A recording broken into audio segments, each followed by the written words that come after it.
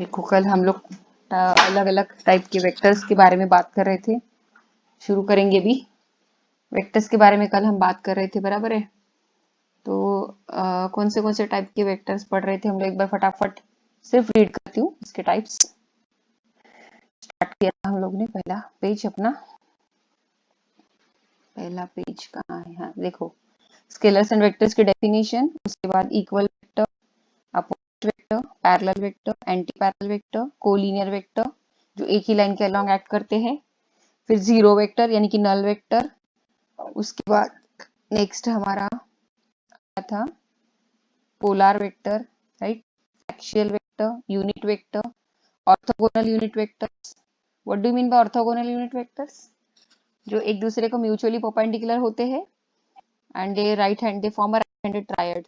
Polar vector ऐसे vector जिनका खुद का अपना स्टार्टिंग पॉइंट होता है या इनका अपना खुद का पॉइंट ऑफ एप्लीकेशन होता है, उनको पोलर वेक्टर कहते हैं। एक्सियल वेक्टर जिनका direction along the axis of rotation होता है। कोप्लेनर वेक्टर जो एक ही प्लेन में रहते हैं, राइट।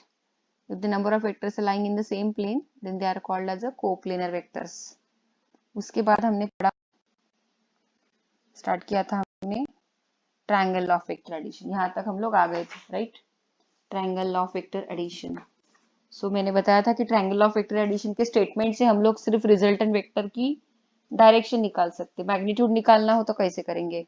तो मैग्नीट्यूड निकालने हो तो फॉर्मूला लगाएंगे, r is equal to under root of p square plus q square plus 2p की कॉस थीटा। तो यहाँ पर p के बदले वेक्टर a बार है और q के बदले वेक्टर b बार है। ये देखो, ये वेक्टर b बार है, this is a vector b bar जो q के बदले है।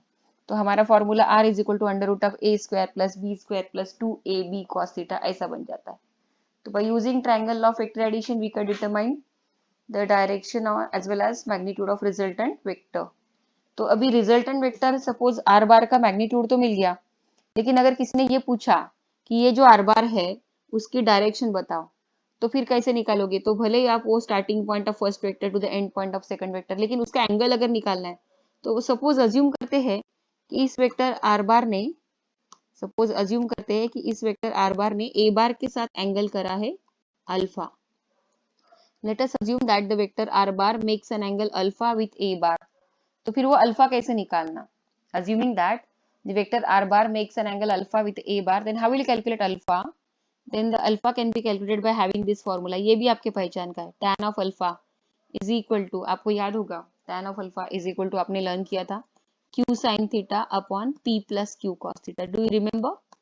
ये फॉर्मूला हम लोग ने स्टेट बोर्ड के बैच में पढ़ा था। tan of alpha is equal to q sin theta upon p plus q cos theta. तो यहाँ पे q के बदले कौन है? b बार है, और a के बदले कौन है, यानी p बार के बदले कौन है? a bar. p के बदले a बार है और q के बदले b बार है। तो हमारा फॉर्मूला ऐसा आएगा फिर, tan of alpha is equal to q के बदले b sin theta upon p के बदले a plus b cos theta, बरोबर आहे बघा। tan of alpha is equal to b sin theta. आता डेरिवेशन वगैरे आपण करणार नाही, कारण ते आपले झाले स्टेट बोर्ड मध्ये डेरिवेशन सगळे. We have derived this expression before, so there is no need of deriving this all again. तो tan of alpha is equal to q sin theta upon p plus q cos theta. तो q के बदले b डालना और p के बदले a डालना, तो ये फॉर्मूला बन गया हमारा, tan of alpha is equal to b sin theta upon a plus b cos theta. वेराज b ये दूसरा वेक्टर है, और हमेशा ध्यान में रखना कि यहाँ पर कौन सा वेक्टर लिखना, तो जिसके साथ ये तुम्हारा रिजल्टेंट वेक्टर आर बार ने, सुनो, रिजल्टेंट वेक्टर आर बार ने अल्फा एंगल जिसके साथ किया ना, वो हमेशा इस ए की जगह पे होगा, यानी कि पी की जगह पे। तुम्हारे रिजल्टेंट वेक्टर ने आर बार ने अल्फा एंगल जिस वेक्टर के साथ किया है उसकी जगह पी के जगह पे होंगी। जैसे कि अभी सपोज फॉर एग्जांपल, ये सपोज आता हा वेक्टर पी बार है आणि हा वेक्टर क्यू बार है, ओके। और आपको याद होगा कि diagonal parallelogram law of vector addition में भी हम लोग ने ऐसे ही किया था। ये वेक्टर पी बार है, ये वेक्टर क्यू बार है, और इन दोनों को जोड़ के मैं एक इनकम्प्लीट पैरेललोग्राम जो है उसको कंप्लीट कर रही हूँ, और ये है मेरा रिजल्टेंट वेक्टर आर बार। तो अगर आपको आर बार ने अल्फा एंगल करा है पी के बदले क्यू के साथ अल्फा एंगल करा है, अगर आपको बोला कि वेक्टर आर बार ने पी के बजाय क्यू के साथ अल्फा एंगल करा है, तो फिर आपका फॉर्मूला कैसा आएगा? तो tan of alpha is equal to, अब जिसके साथ एंगल करा है, हाँ, वो हमेशा ये P की जगह पे होगा। तो यहाँ पर P की जगह पे यहाँ पे Q आएगा और यहाँ पे P cos थीटा आएगा नीचे। समझ रहे हो क्या आप? और ऊपर क्या आएगा? P sin theta. म्हणजे ज्याच्यासोबत अँगल केला त्याला सोडून दुसरा घ्यायचा. त्याच्यासोबत त्यांनी अँगल केला त्याला नाही घ्यायचं वरती. त्याच्यात सोडून दुसरा घ्यायचा. जसं आता Q सोबत अँगल अल्फा केला ना, तर मग वरती P sin theta upon Q plus P cos theta असं घ्यायचं. आणि जर वेक्टर आर बारनी अल्फा अँगल समजा P सोबत केला असेल, अल्फा अँगल P सोबत केला असेल तर बरोबर आहे मग. तर मग तुमचं बरोबर आहे. हे Q sin theta tan of alpha is equal to Q sin theta upon P plus Q cos theta. आता न्यूमरिकल करू ना तेव्हा तुम्हाला कळूनच जाईल की कसं करायचं. न्यूमरिकल केल्याशिवाय प्रॅक्टिस होत नहीं मुलांना आणि कळत नहीं कि कसं करायचं. तो हाँ ये फॉर्मूला तो अपन ने पहले से डिराइव कर लिया था, इसलिए मैंने वो डायरेक्ट फॉर्मूला लिख दिया tan of alpha is equal to Q sine theta upon P plus Q cos theta. तो यहाँ पर मैंने दो वेक्टर ए बार और बी बार बनाया है और इसीलिए मैंने ए की जगह पे पी की जगह पे ए लिखा और बी क्यू के जगह पे बी लिखा. ठीक है, तो ये फॉर्मूला हो गया. अब आते हैं हम लोग polygon law of vector addition की तरफ. पॉलीगॉन पॉलीगॉन नहीं सॉरी पैरेललोग्राम. पहले पैरेललोग्राम रिवाइज कर देते फिर पॉलीगॉन कर लेते. स्टेटमेंट नहीं लिखूंगी हम. Parallelogram law of vector addition. Parallelogram law of vector addition ये क्या कहता है? स्टेटमेंट लिखेंगे नहीं, सिर्फ मैं रिवाइज कर देती हूँ. पैरेललोग्राम PARALLE पैरेललोग्राम बराबर है स्पेलिंग. तो एक वेक्टर है P बार, तो इसको P बार के बजाय मैं लेती हूँ A बार. एक वेक्टर है P बार यानी कि A बार एंड दूसरा वेक्टर है B bar. Both are inclined with each other at an angle theta and they are representing the adjacent sides of the parallelogram. तो you have to complete this parallelogram first of all. पहले इस parallelogram को incomplete parallelogram को complete कर दो. ठीक है, तो देखो एक वेक्टर A बार और एक vector B bar. Both are representing the adjacent sides of the parallelogram. Now you just complete the parallelogram. So if statement, what the statement states, if two vectors are represented in magnitude and direction by the two adjacent sides of the parallelogram, then their resultant is represented. A mic off करा रे. If two vectors are represented in magnitude and direction by the two adjacent sides of the parallelogram, then their resultant is represented in magnitude and direction by the diagonal of the parallelogram, which is always directed from their common point. अभी इसका हिंदी में meaning बताती हूँ कि कोई भी दो vectors किसी एक आधे पैरेललोग्राम के दो एडजेसेंट साइड रिप्रेजेंट करते हैं, तो उन दोनों का रिजल्टेंट वेक्टर जो होता है वो उस पैरेललोग्राम का डायगोनल रिप्रेझेंट करता है. मराठीमध्ये सांगते, कुठले पण दोन वेक्टर एखाद्या पॅरेललोग्रामचे दोन ऍडजेसंट साइड रिप्रेझेंट करत असतील तर त्यांचा रिझल्टंट वेक्टर जो असतो तो त्या पॅरेललोग्रामचा डायगोनल रिप्रेझेंट करतो. बरोबर आहे? आणि तो कुठून निघतो? तर ते दोन वेक्टर जिथून ओरिजिनेट होतात तिथूनच तुमचा रिझल्टंट वेक्टर पण ओरिजिनेट होतो. हा लॉ आपण आधीच शिकलेलो आहे. तो how you can determine the direction of this resultant vector. तो फिर से अज्यूमिंग दैट कि this resultant vector R bar makes an angle alpha with A bar and let us assume that ki the two adjacent sides of the vector which are representing the adjacent sides of the parallelogram, they are inclined with each other at an angle of theta with each other. So how will calculate the magnitude and as well as direction of the resultant vector? The magnitude and the direction of the resultant vector is given by the formula. First of all, I'll write the magnitude. R is equal to under root of a square plus b square plus 2ab cos of theta. By having this formula, you can determine the magnitude. And how you can determine the direction? In the same manner, we can determine the direction by having this formula tan of alpha. So you know that tan of alpha b फिर से आएगा b sin theta upon a plus b cos theta. जैसे अपन ने q sin theta upon p plus q cos theta, तो वैसे b sin theta upon a plus b cos theta. इस फॉर्मूले से हमें अल्फा मिल जाएगा. तो अल्फा मिल गया और आपको अगर पूछा तो अल्फा कौन है, तो alpha is the angle made by the resultant vector R bar with A bar. R बारनी ए बार सोबत केलेला अँगल म्हणजे अल्फा. पण तुम्हाला जर असं विचारलं की आर बारनी बी बार सोबत काय अँगल केला, तर तुम्ही काय करायचं, angle made by the vector R bar with B bar is theta minus alpha.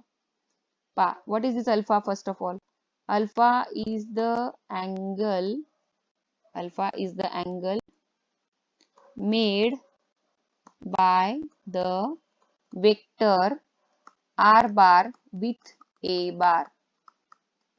Okay, and theta minus alpha is the angle made by the vector r bar with b bar. ठीक है, B bar के साथ कितने angle किया? तो theta minus alpha. तो अगर आपको थीटा मालूम हो तो ही ये कर सकते, लेकिन थीटा नहीं पता है और आपको बोला कि आर बार ने बी बार के साथ करा हुआ एंगल निकालिए, तो फिर आपको वो अज्यूम करना पड़ेगा अल्फा, उसको अल्फा अज्यूम करना पड़ेगा, और फिर आपका tan of alpha is equal to, फिर ऊपर बी साइन थीटा नहीं आएगा, ऊपर आएगा ए साइन थीटा अपॉन, नीचे आएगा ए के बदले बी और बी के बदले ए. म्हणजे समजा आता तुम्ही असं म्हटलं की let vector R bar makes an angle alpha with B bar, तर मग तेव्हा तुमचा फॉर्म्युला टॅन ऑफ अल्फाचा हा नाही होणार, तेव्हा हा असं होईल, tan of alpha is equal to A sine theta B plus A cos theta. कुछ समझे? समझे क्या? Yes ma'am.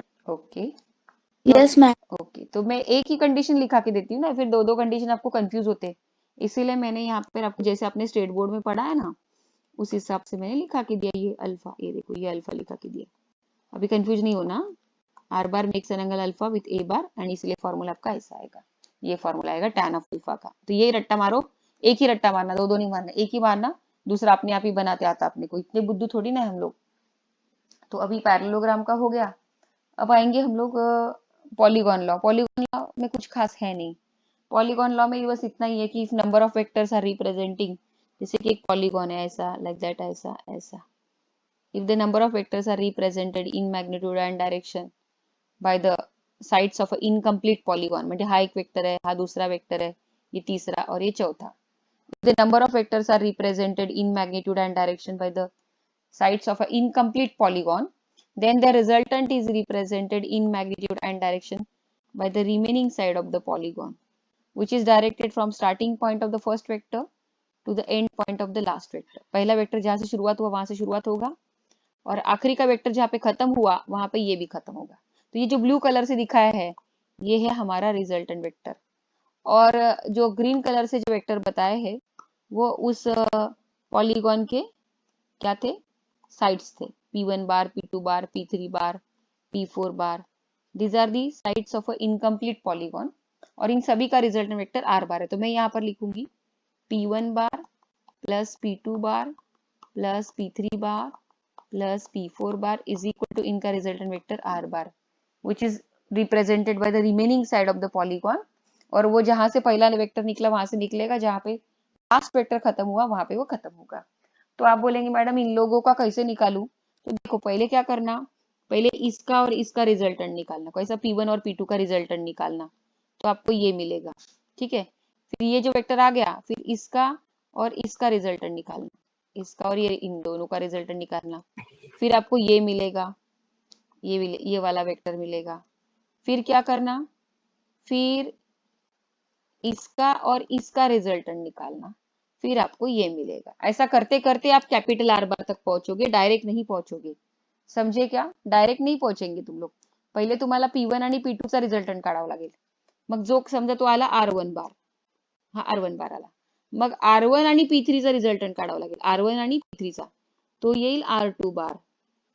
मग R2 बार आणि P4 बारचा रिजल्टंट काढावा लागेल आणि तो येईल capital R bar. Mic off ठेवा प्लीज, कारण रेकॉर्डिंग चालू है. ओके, तो ये है तुम्हारा polygon law of vector addition. तो resultant of two unequal vectors can not be zero. कोई भी दो अनइक्वल वेक्टर्स का रिजल्टेंट कभी भी जीरो नहीं आ सकता. कुछ नोट्स करके पॉइंट दिए, वो मैं बाद में आपको शॉर्टकट में बताऊंगी. शॉर्टकट्स करके जो हिंट्स या शॉर्टकट्स करके उसमें मैं कुछ पॉइंट्स आपको लिखा के देने वाली हूँ. तो अभी आते हैं नेक्स्ट पॉइंट की तरफ, addition and subtraction of vectors. Addition and subtraction of vectors, इसके लिए एक डायग्राम है. एडिशन एंड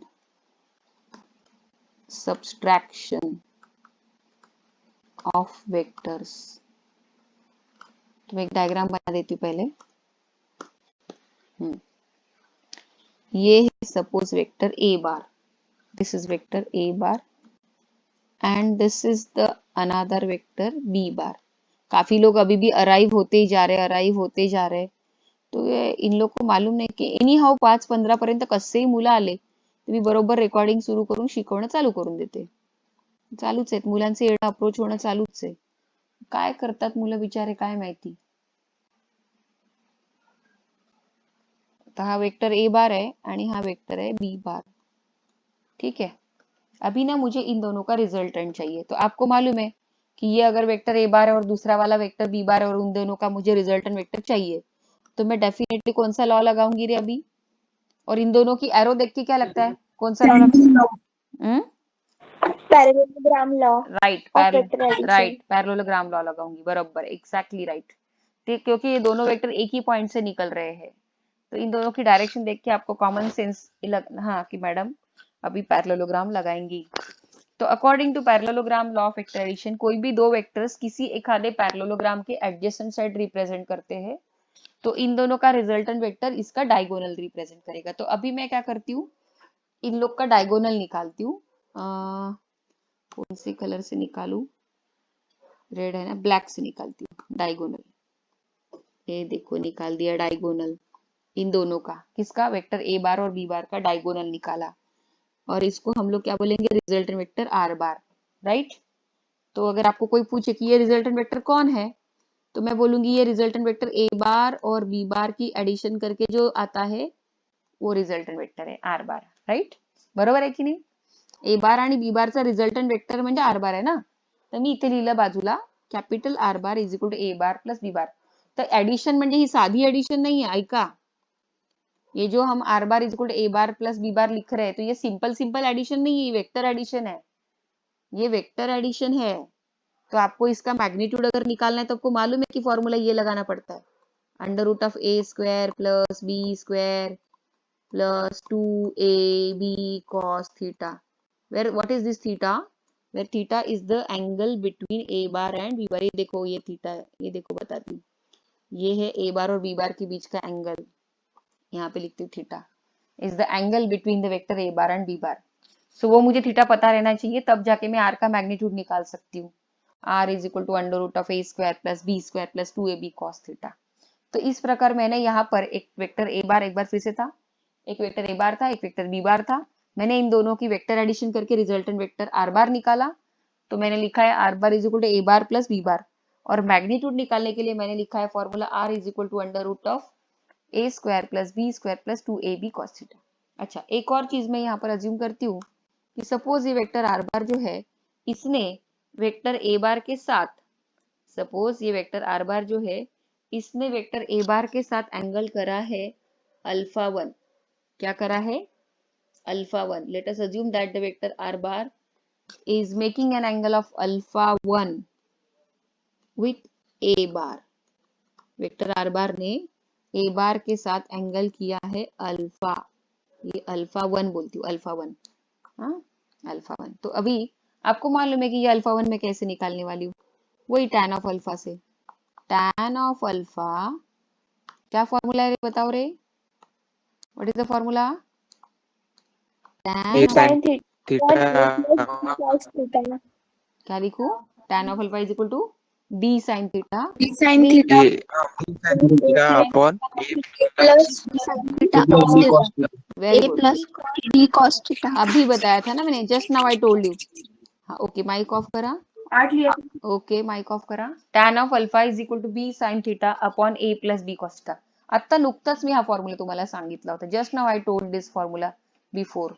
ओके, अभी ना मैं एक काम करती हूँ कि ये जो वेक्टर b बार है ना, इसका अपोजिट वेक्टर में ड्रॉ करती हूँ, अपोजिट डायरेक्शन में। देखो रे, एक वेक्टर बी बार का यहाँ पर एक अपोजिट वेक्टर ड्रॉ कर रही हूँ, जो कि इसके साथ कोलिनियर भी है और अपोजिट भी है। तो इक्वल एंड अपोजिट वेक्टर, जिसको तो फिर इसको बी बार बोलूंगी, तो नीचे एक वेक्टर माइनस बी बार में यहाँ पे ड्रॉ करिए। देखो, क्या मैं इसको माइनस बी बार बोल सकती हूँ, माइनस बी बार बोल सकते हैं क्या, बोलो। Yes, ma'am. Yes, ma'am. हाँ, Yes. क्योंकि मैंने क्या किया है, हाँ, क्योंकि मैंने क्या किया है, एक वेक्टर बी बार का एग्जैक्टली अपोजिट वेक्टर मैंने ड्रॉ किया है, मैग्नीट्यूड में भी इक्वल अँड डायरेक्शन में अपोजिट. ओके, आता जरा वरच्या डायग्रामला विसरून जा.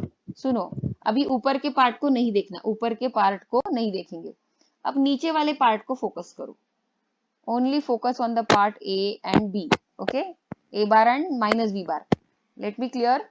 Only focus on the vector A bar and minus B bar. और अभी मुझे ए वेक्टर ए बार और माइनस बी बार का रिजल्टेंट वेक्टर निकालना है. देखो रे, अभी मुझे वेक्टर ए बार और माइनस बी बार जो वेक्टर है, इन दोनों का रिजल्टेंट निकालना है. तो इन दोनों को मैं एक इनकम्प्लीट पैरेललोग्राम साइड से रिप्रेजेंट कर रही हूँ. ये देखो, I am representing this vector a bar and minus b bar are the sides of an incomplete parallelogram. Now I am going to apply the parallelogram law of vector addition. कि कोई भी दो vectors किसी एक आधे parallelogram के adjacent side represent करते हैं, तो उन दोनों का रिजल्टेंट वेक्टर उस पैरेललोग्राम का डायगोनल रिप्रेजेंट करता है, तो जो कि उन दोनों के कॉमन पॉइंट से निकलेगा. तो देखो, मैं इन दोनों का रिजल्टेंट वेक्टर यहाँ पे बना रही हूँ. देखो रे, वेक्टर ए बार और बी बार का रिजल्टेंट वेक्टर ये देखो मैंने यहाँ पे बना लिया. Are you getting? ये देखो नीचे की तरफ आया ना. कैन यू टेल मी वो नीचे की तरफ क्यों आया? ये देखो ना, यहाँ की तरफ क्यों आया रे वो? क्योंकि वो डायगोनल नीचे की तरफ है। क्योंकि ये, हाँ, क्योंकि ये माइनस है इसलिए। क्योंकि ये माइनस बी बार था ना, बी बार जो था वो माइनस बी बार था, तो इन लोगों का जो पैरेललोग्राम बना वो इस नीचे की तरफ बना है ना, तो डेफिनेटली इन लोगों का डायगोनल नीचे की तरफ आएगा. तो डायगोनल नीचे की तरफ है, तो इसको मैं बोल रही हूँ आर बार. अब मुझे कोई पूछे कि आर बार निकाल के बताइए, तो मैं अभी लिखूंगी r bar is equal to A bar plus minus of b bar, ऐसा लिखूंगी. क्योंकि अभी मेरा वेक्टर बी बार जो है वो बी बार नहीं रहा ना, आता माझा वेक्टर बी बार नाही राहिला, तो मायनस बी बार झालेला आहे. तर मी कसं लिहिते माहितीये का, r bar is equal to A bar plus minus of b bar.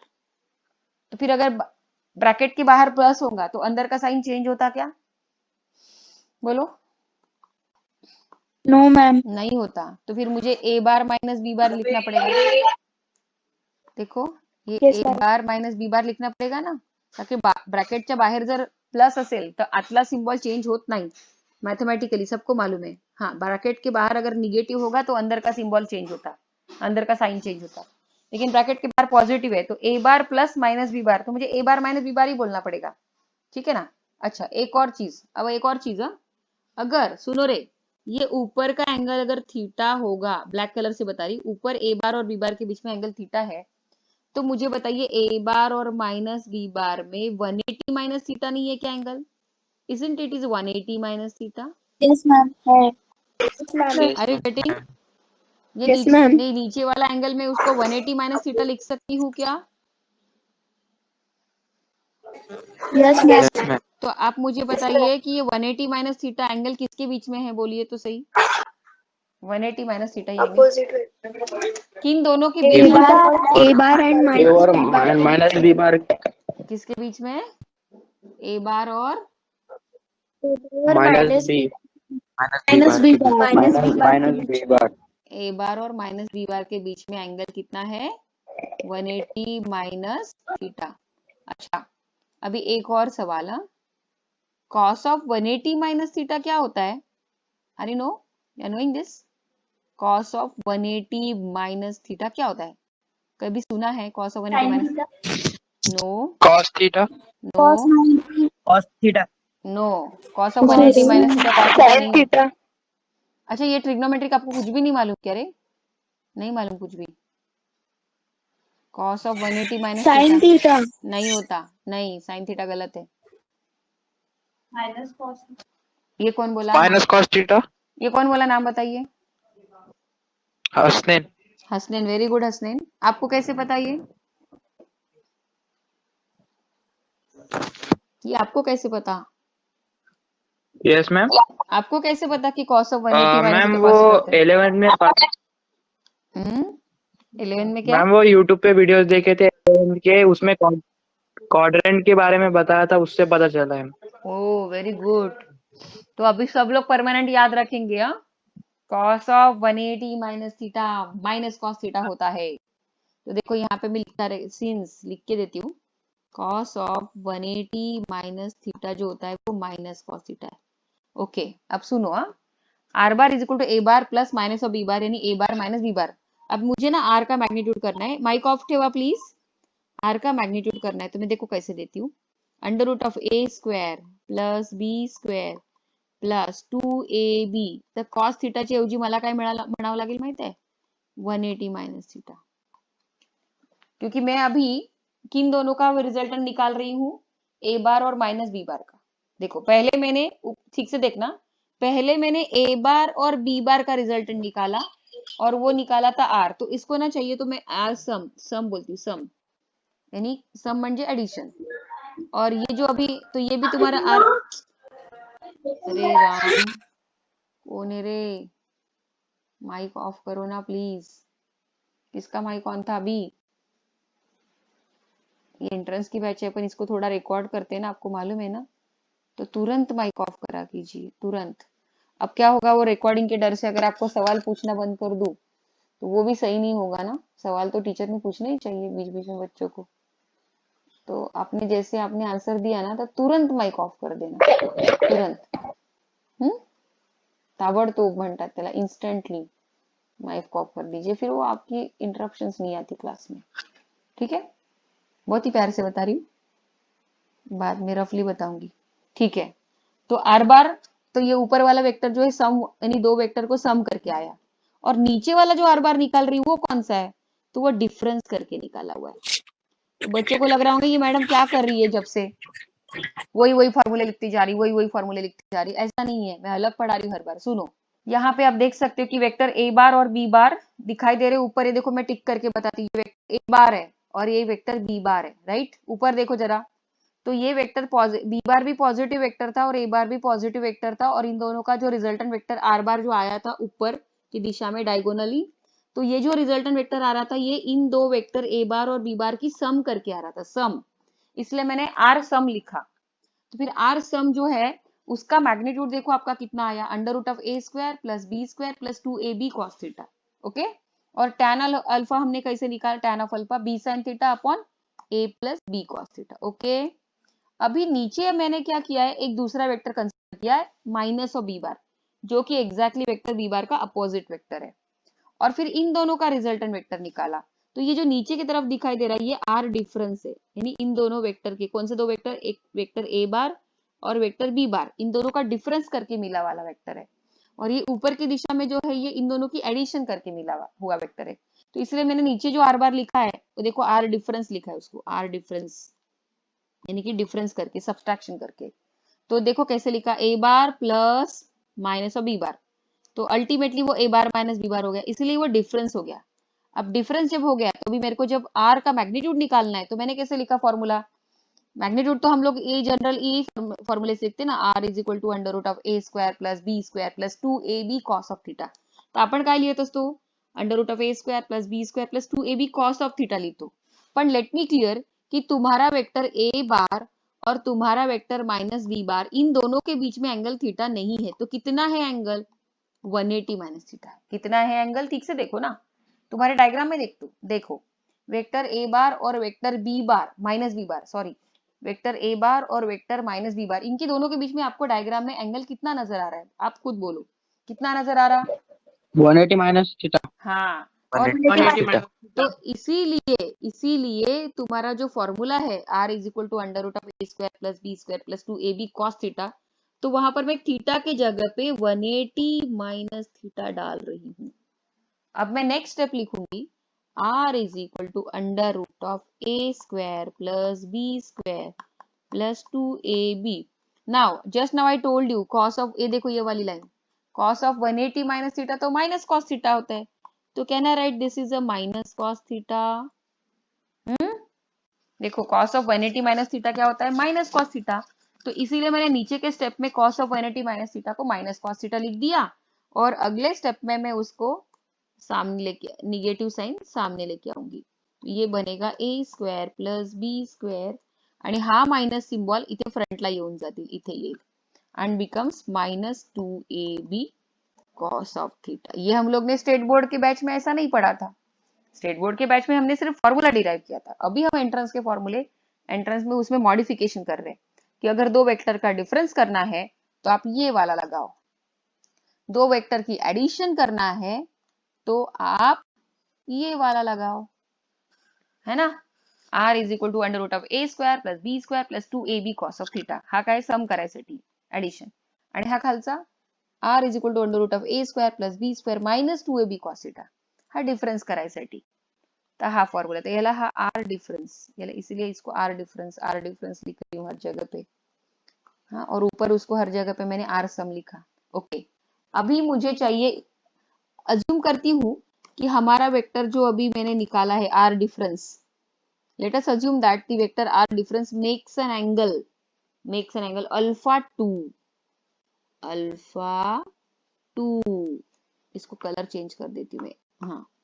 Let us assume that the vector r difference makes an angle alpha 2 with vector a bar।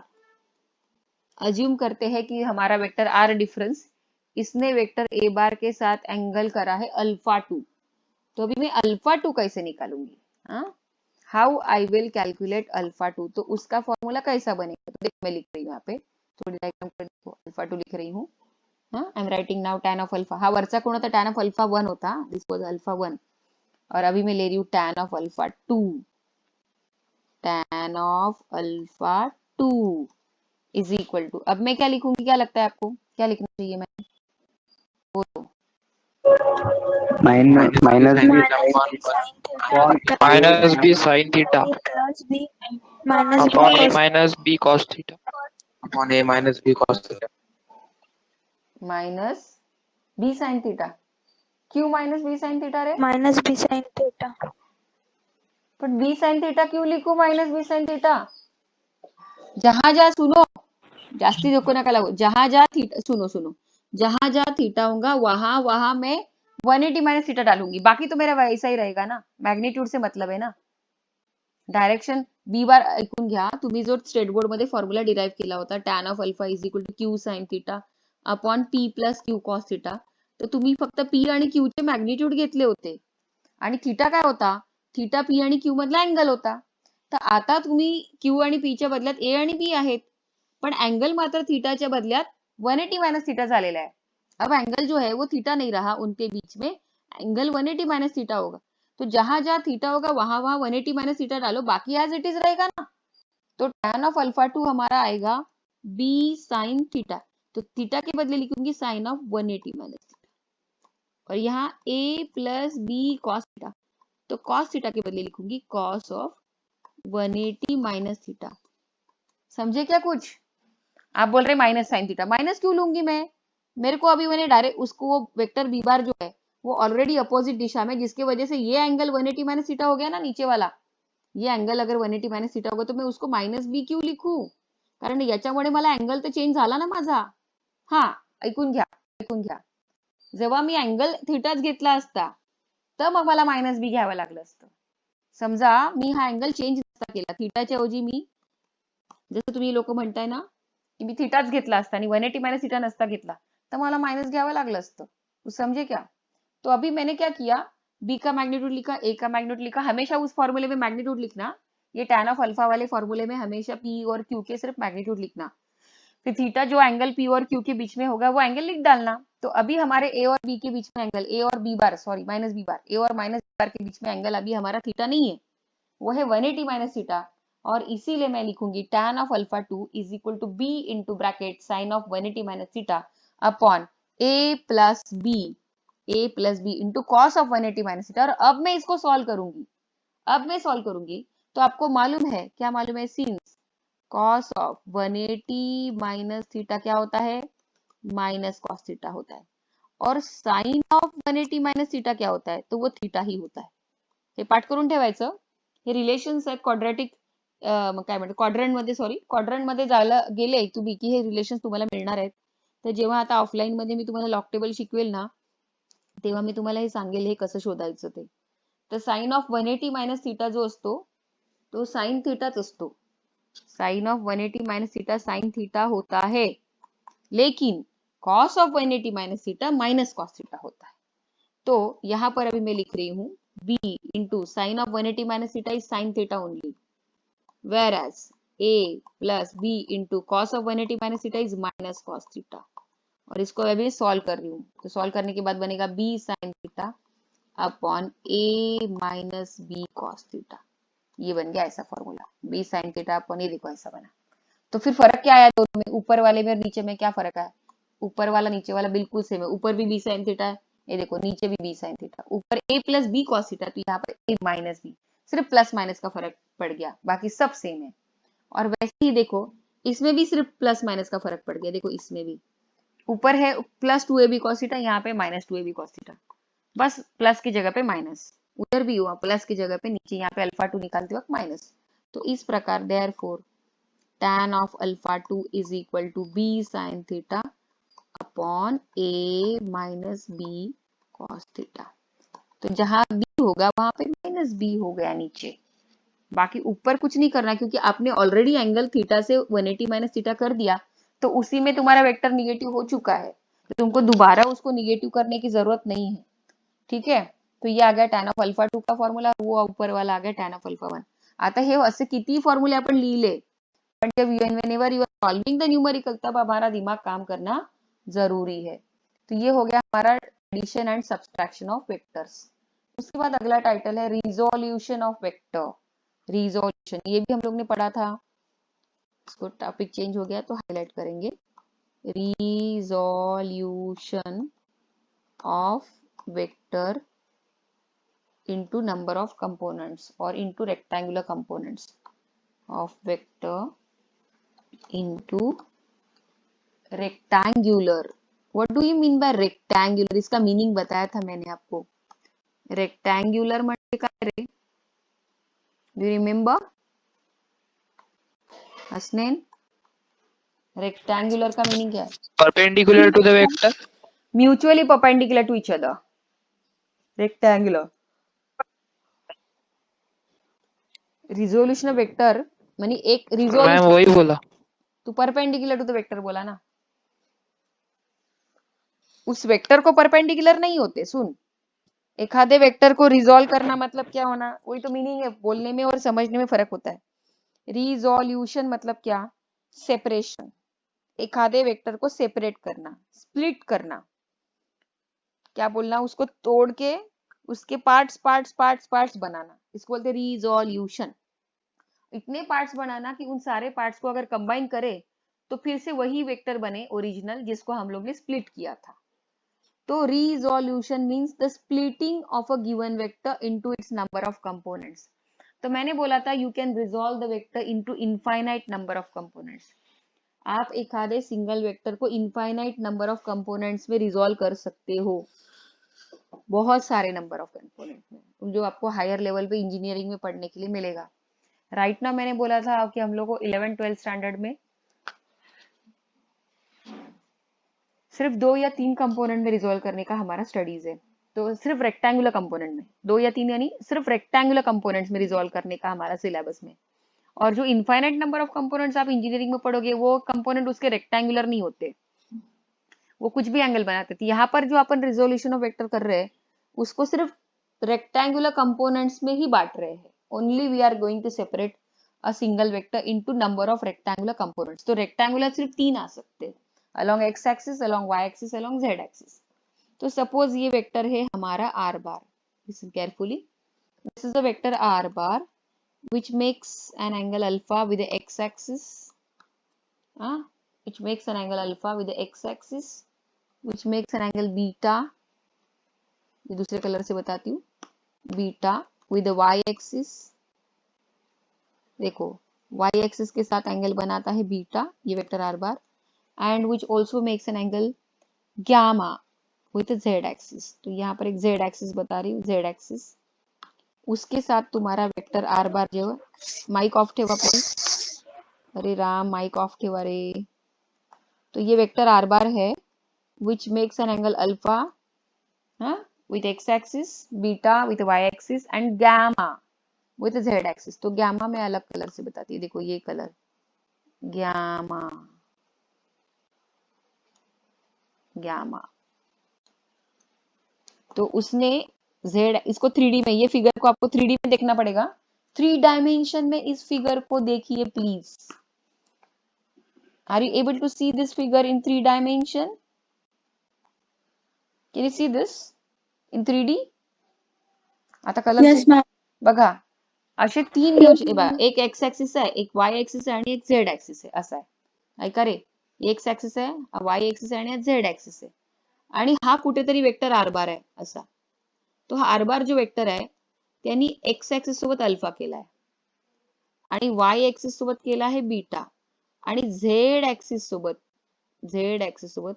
केला आहे gamma. तर मी हे 3 वेगवेगळ्या कलरनी तुम्हाला दाखवलं, so that you can better understand. This is a 3D figure. Let me tell you that is a 3D figure. एक इसका colour change कर देती हूँ. Vector r bar makes an angle alpha with x axis, beta with a y axis and gamma with a z axis. अगर आप vector को तो vector r bar को लिखते कैसे? The vector r bar can be written as in terms of its rectangular components like r bar is equal to rx I cap plus ry j cap plus rz k cap, where I, j, k cap, I cap, j cap, k cap are called as a rectangular unit vectors. R, I cap, j cap and k cap, इन लोगों को rectangular unit vectors कहते हैं, where I cap, j cap and k cap are called as rectangular unit vectors.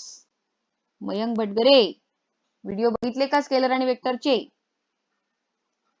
Yes ma'am. तुम्ही ग श्रावणी पायघन, तुम्ही unit scalar mathematical method चॅप्टरचे video बघितले काय? नाही मॅम, त्याचे बघायचे. का बरं? कुठल्या मुहूर्तावर बघणार? रोटेशनल डायनामिक्स बघत आहे. हो, तर ते तर तुम्हाला दिवाळीपासून तेव्हा तेच बघत आहे का आतापर्यंत? हा, लास्ट सुरू आहे आता. आता एक काम कर, सायमल्टेनियसली मॅथमॅटिकल मेथडचे दोन बघत जा रोज, म्हणजे मग पुढच्या आठवड्यापर्यंत तू या टॉपिकवर येऊन जाते. तर बघा, okay ma'am. Where I cap, बाकी पण लेट झालेले कोण कोण आहे? निशिका जादवानी, और भी जो लेट आए हैं, निशिका जादवानी, और कौन है? Yes ma'am. वीडियो देखिए, क्या मैथमेटिकल मेथड्स की वीडियो देखना चालू कर दो, नहीं तो एंट्रेंस के बैच में आपको फिर ज्यादा आएगा नहीं. आपने वहां पे जहाँ कहाँ ट्यूशन थी वहां पे थोड़ा सा पहले पढ़ा था क्या वेक्टर्स के बारे में? कुछ पढ़ा था? वेक्टर्स हो गया. Good, very good. फिर थोड़ा बहुत आपको समझ में आ ही रहा होगा फिर क्लास में. Are you getting then now, right now? What am I? Okay, very good, excellent. और कौन है लेट एडमिशन वाले? लेट एडमिशन वालों के नाम नहीं याद आ रहे अभी मेरे को. मयंक का नाम आया, निशिका, ईश्वरी ना, ईश्वरी. Yes, ma'am. और कौन है? ईश्वरी, तू वीडियो देख रही है? हाँ मैम. और कौन है, नाम बताइए लेट वाले. मैम ईशा कांबड़े है ना, राइट? और वो वड्डे भी तो होंगी ना? यस.